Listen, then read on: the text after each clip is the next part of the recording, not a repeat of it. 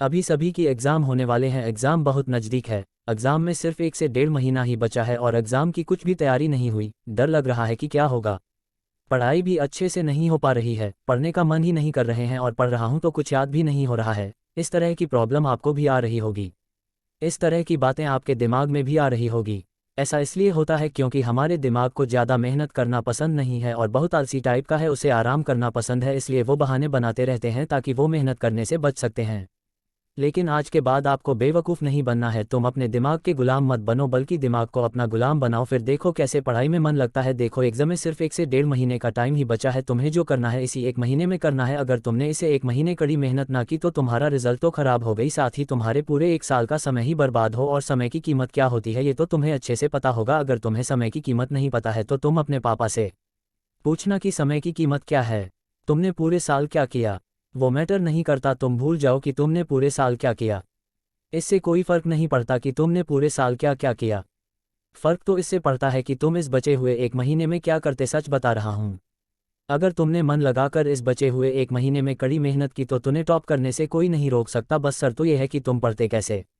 मेरी बात मानकर तुम 1 महीने के लिए संन्यास के मूड में चले जाओ। सिर्फ 1 महीने काफ़ी है। अगर तुम क्लास में अच्छा रैंक लाना चाहते हो, अच्छे नंबर से पास होना चाहते हो तो तुम इस 1 महीने के लिए पूरी तरह संन्यास के मूड में चले जाओ और भूल जाओ उन सभी चीज़ों को जिससे तुम्हारा ध्यान भटकता है। इंस्टा भी, व्हाट्सएप, इन सभी को यूज़ करना एकदम कम कर दो, ना के बराबर। अगर तुम्हारी कोई गर्लफ्रेंड या कोई बॉयफ्रेंड, उसे बोल दो कि 1 महीने बाद मेरी एग्ज़ाम है, मैं तुम्हें एग्जाम कंप्लीट होने तक ज़्यादा टाइम नहीं दे पाऊंगा। देखो यार, 1 महीना कोई बहुत बड़ा समय नहीं। अगर तू अपनी लाइफ बेटर बनाना चाहते हो तो तुम इतना त्याग तो कर ही सकते हो। वो कहते हैं ना, कुछ पाने के लिए कुछ खोना पड़ता है। तो आप इस 1 महीने के लिए कुछ चीज़ों का त्याग करो। जैसे मान लो आप दिन में 24 घंटे होते हैं, 24 घंटे में से 8 घंटे आप सोते, तो इसी 1 महीने आप 8 घंटे की जगह 6 घंटे ही सुनो और उसमें से जो 2 घंटे बच रहे उसे अपने पढ़ाई को दो। और मान लो आप दिन में 3 से 4 घंटे मोबाइल यूज़ करते हो, ज़्यादा भी करते होगी लेकिन मैं 3 से 4 घंटे ही कह रहा हूँ, तो उस 3 से 4 घंटे को आप 1 महीने के लिए अपने पढ़ाई को दो और मोबाइल को साइड में रख दो। 1 महीने 2 घंटा कम सोओगे, आपका मोबाइल चलाओगे, मतलब ना के बराबर तो कुछ नहीं होगा।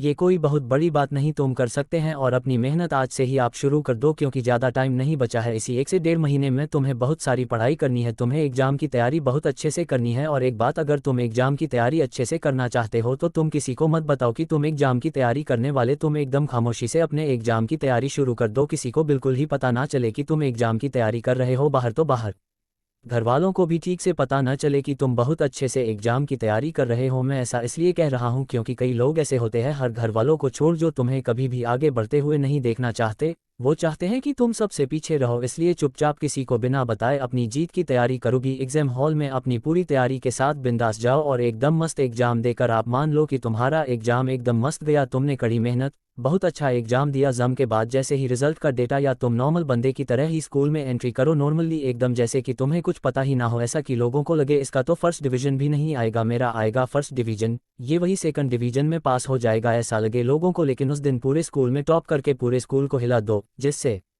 तुम्हारे जो हेड है तुमसे जो जलते हैं वो यही देखकर जलकर पूरी तरह राख हो जाए। फिर क्या है, एक हाथ में रिजल्ट लो और एक हाथ में मिठाई का डिब्बा और घर चले जाओ। फिर अपने मम्मी पापा को मिठाई खिलाकर अपना रिजल्ट दिखाओ, ये देख करो तुम पर कितना गर्व करेंगे। सोचो उन्हें कितनी खुशी होगी, हो सके तो उनकी आंखों में खुशी के आंसू भी आ जाए। फिर वो तुम्हारा कितना सपोर्ट करेंगे।